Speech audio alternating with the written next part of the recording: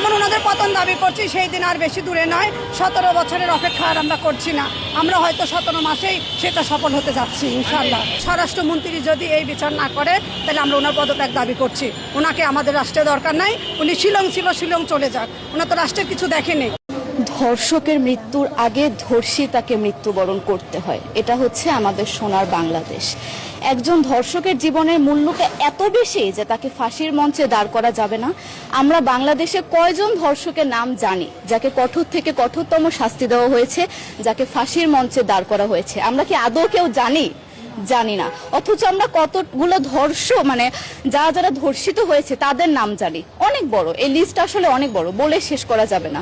কুমিল্লার তনু, মাগুরার আসিয়া, 2 দিন আগেও কিশোরগঞ্জে 8ম শ্রেণীর একটি ছাত্রীকে বাসা থেকে তুলে নিয়ে ধর্ষণ করা হচ্ছে। বাবার হাতে মেয়ে ধর্ষিত হচ্ছে, ভাইয়ের হাতে বোন ধর্ষিত হচ্ছে। আমরা আসলে নিরাপদটা কোথায়? আমার মনে হচ্ছে আমরা যেন আইয়ামে জাহিলিয়া যুগে চলে গিয়েছি। মাঝে মধ্যে মনে হয় এর থেকেও খারাপ সময় আছি আমরা, কারণ ওই যুগে মেয়েরা অ্যাটলিস্ট সম্মান নিয়ে মৃত্যুবরণ করতে পারত। জন্মের পরপর জ্যান্ত মাটিতে পুঁতে দেওয়া হতো, আর আমাদের ধর্ষণ করে নির্মমভাবে তারপর মৃত্যুবরণ করতে হচ্ছে। যদি সরকার আমাদের ওই নিরাপত্তা নাই দিতে পারে, তাহলে সরকারের কাছে আমাদের অনুরোধ, আমাদের জ্যান্ত মাটিতে পুঁতে দেখ। আমরা বেঁচে থাকতে চাই না, আমরা সম্মান নিয়ে মৃত্যুবরণ করতে চাই। আমরা এই দেশে থাকতে চাই না যেই দেশে আমাদের কোনো নিরাপত্তা নেই, যেই দেশে রাস্তা দিয়ে হাঁটলে আমাদের মধ্যে একটা আতঙ্ক কাজ করে, কখন কি না কি হয়ে যায়। আসসালামু আলাইকুম, আশা করি আপনারা ভালো আছেন। শেখ হাসিনা বাংলাদেশ থেকে যাওয়ার পর একটার পর একটা কেওয়াজ কিন্তু লাগেই আছে, কোনো দিক দিয়ে শান্তি নাই। না ইন্টারন্যাশনাল কমিউনিকেশনে বাংলাদেশ ভালো করতেছে, না অভ্যন্তরীণভাবে বাংলাদেশের ডেভেলপমেন্টে যে সরকারই থাকুক তারা কোনো ভালোভাবে কাজ করতে পারতেছে।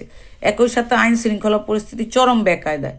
তো এগুলার প্রত্যেকটা কি বাংলাদেশে যারা জুলাইয়ের স্টেক তারা করতেছে, নাকি বাংলাদেশের রাজনৈতিক দল যারা বৈধ রাজনৈতিক দল এখন তারা করতেছে? কেউই কিন্তু এগুলোর সাথে সম্পৃক্ত না। আপনারা যারা হাসিনার লোকজনকে এখন জেলখানায় রেখে দিয়েছেন, এরা জেলখানায় বসে বসে এই সমস্ত অপারেশনগুলো চালাইতেছে।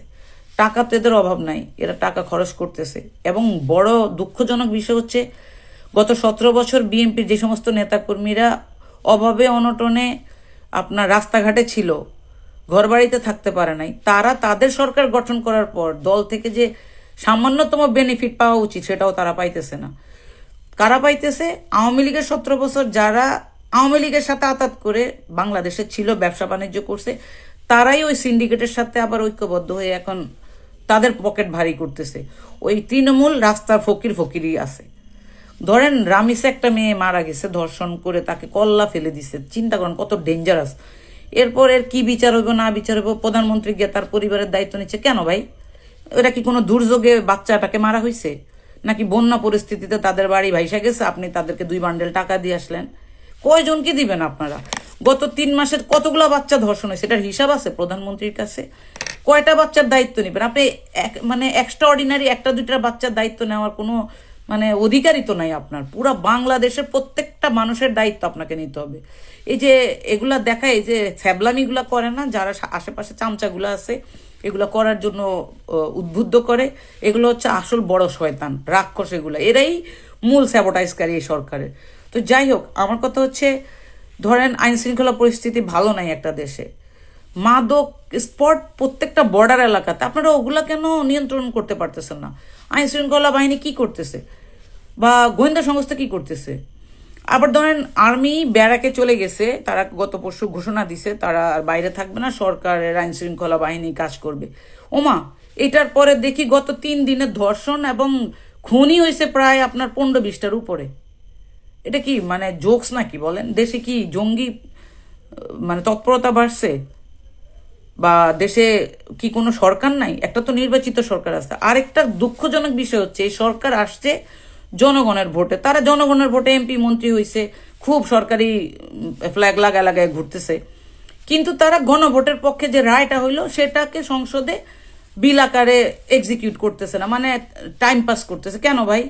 আপনারা সংবিধানের এত দোহাই দিতেছেন, এত সংস্কার করতেছেন, এগুলা কইরা আমাদের কোনো ভ্যালু আছে বাংলাদেশে?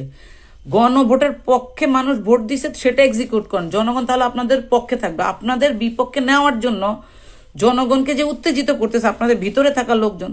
দুঃখজনক হচ্ছে, কন্টেন্ট ক্রিয়েটররা প্রধানমন্ত্রী তথ্য মন্ত্রণালয়ের উপদেষ্টা, ভুয়া ডক্টরেট, প্রধানমন্ত্রীর মন্ত্রী মর্যাদায় উপদেষ্টা, অল আর বুলশেট। হাওয়া ভবনের চিহ্নিত মানে বদমাইশগুলা ওনার আশেপাশে সব পেছনে ঘুরতেছে।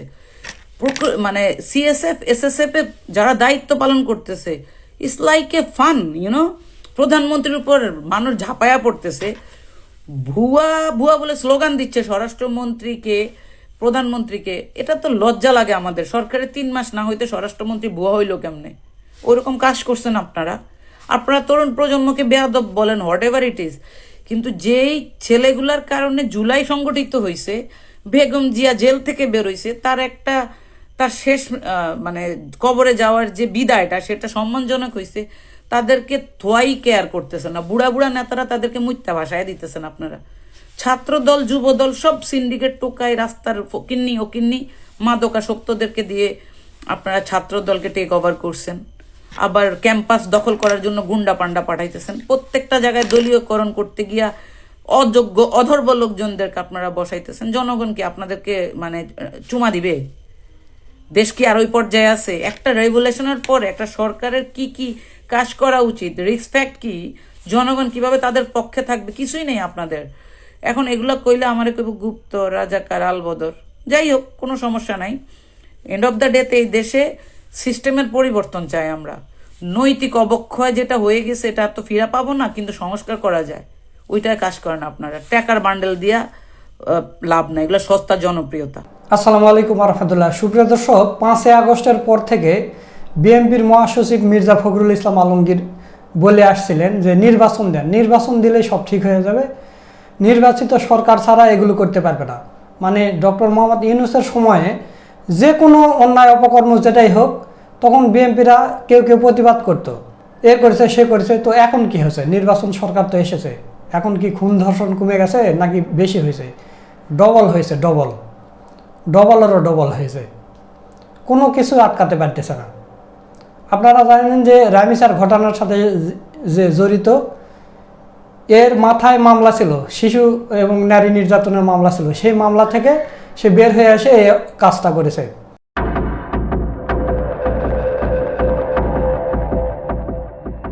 রাজধানীর পল্লবীতে শিশুর রামিসা হত্যা মামলায় গ্রেপ্তার সোহেল রানা আগে থেকেই একটি নারী ও শিশু নির্যাতন মামলার আসামি ছিলেন। কিছুদিন আগেই জামিনে বেরিয়েছেন তিনি। এছাড়া মোটরসাইকেল, গরু ও ছাগল চুরি সহ বিভিন্ন অপরাধমূলক কর্মকাণ্ডে জড়িত থাকার অভিযোগ রয়েছে তার বিরুদ্ধে। আচ্ছা, এখন আমার কথা হলো, এর উপর যে মামলাটা ছিল, এই শিশু নির্যাতনের মামলা, এই মামলায় যদি তার শাস্তি দেওয়া হতো, তাহলে কি সে এসে এই কাজটা করতে পারতো? রামিসার সাথে এই কাজ করতে পারতো না? পারতো না। তার মানে কি বাংলাদেশে কোনো বিচার নেই? একজন ধর্ষণ করবে, খুন করবে, সে বরঞ্চ বেঁচে থাকবে, কিন্তু যাকে ধর্ষণ করা হলো সে শেষ, তার আগে এই মরে যায়। আর আসামিরা দেখা যাচ্ছে যে সব অপরাধ স্বীকার করে নিয়েছে, এরপর করছে ডিএনএ টেস্ট করতে হবে, তারপরে তাকে রিমান্ডে নিতে হবে, তার করা লাগবে, সে করা লাগবে, এত কিছু করার দরকার আছে? সে নিজের দোষ স্বীকার করে নিয়েছে, তাকে শাস্তি দেন না, শাস্তি দেওয়া যাবে না। অপরাধ করলে বরঞ্চ সে বেঁচে যায়। এরকম বাংলাদেশের বিচার ব্যবস্থা। রামিসার পরিবারের কাছে, প্রধানমন্ত্রীর কাছে 3 মাস হয়নি, প্রধানমন্ত্রীর হয়ে 3 মাস হচ্ছে, এর মধ্যে ভুয়া ভুয়া স্লোগান উঠেছে।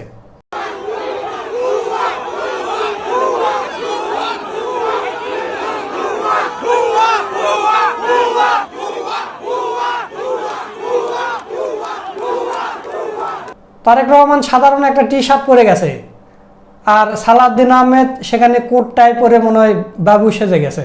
যে কোনো জায়গায় গেলে বাবু সেজে। তাহলে প্রধানমন্ত্রী কে, তারেক রহমান নাকি সালাউদ্দিন আহমেদ? আর সেখানে সে বসে কথা বলার মতো ধৈর্য নেই, উঠে চলে যেতে লাগিয়েছিল। প্রধানমন্ত্রী তাকে আবার হাত ধরে বসিয়ে দিয়েছে। এরকম অবস্থা। বাংলাদেশে যারা ধর্ষণ হচ্ছে তারা তো বেশিরভাগ মারাই যাচ্ছে, আর যারা বেঁচে থাকতেছে তাদের জীবন দুর্বিষহ হয়ে যাচ্ছে। যাদেরকে ধর্ষণ করা হয় তাদের বিয়ে হয় না, হয় না, কি জীবনযাপন করতেছে, অথচ এদের কোনো শাস্তি নেই। একের পর এক আপনি সোশ্যাল মিডিয়াতে ঢুকতে পারবেন না, পত্রিকা খুললেই দেখবেন যে খুন ধর্ষণ এরকম চলে আসতেছে। এই কারণে মহিলারা বলতেছে যে আওয়ামী লীগকে 17 বছর সময় দিয়েছি, বিএনপিকে 17 মাসও সময় দেব না, আমরা আন্দোলনে নামবো, আবার সরকার পতন করব। ইউনূসের আমলে কিন্তু এত খুন ধর্ষণ ছিল না, যেই কয়টাই হচ্ছে সেটার কিন্তু দ্রুত বিচার করার চেষ্টা করা হয়েছে। আর বিএনপি সরকার আসার পর থেকে কোনো বিচার আসার কিছু নেই, বিএনপিরা নিজেরা 251 জন মানুষ মেরেছে, তাদের একটাও মামলা হয়নি, কিছু হয়নি। নিজেদের মধ্যে তারা মামলা করে না, মানে নিজেরা যে মানুষ মারছে সেগুলোর মামলা হয় না, বিচার হয় না, তাহলে মানুষের বিচার তারা কিভাবে করবে? তারা ঢাকা থেকে কোন নেতা যাবে তার জন্য 14-15 বছরের মেয়ে লাগে আনন্দ ফুর্তি করার জন্য, তো তাহলে এই ধর্ষণের বিচার তারা করবে? এটা কখনোই আশা করা যায় না। আর বিচার না হলে এরকম হতেই থাকবে। তো এই কারণে জামাতে ইসলামের মতো সরকার দরকার। জামাতে ইসলামের মতো সরকার হলে আপনারা দেখতেন যে বিচার কাকে বলে। তো দর্শক, মুন্নি চৌধুরী মেধা আপার ভিডিওটা আপনারা দেখলেন, তো তার কথাগুলো আপনাদের কাছে কেমন লেগেছে তা অবশ্যই কমেন্ট করে জানিয়ে দেবেন। ভিডিওটা ভালো লাগলে শেয়ার করবেন। সকলকে ধন্যবাদ। আসসালামু আলাইকুম রহমতুল্লাহ।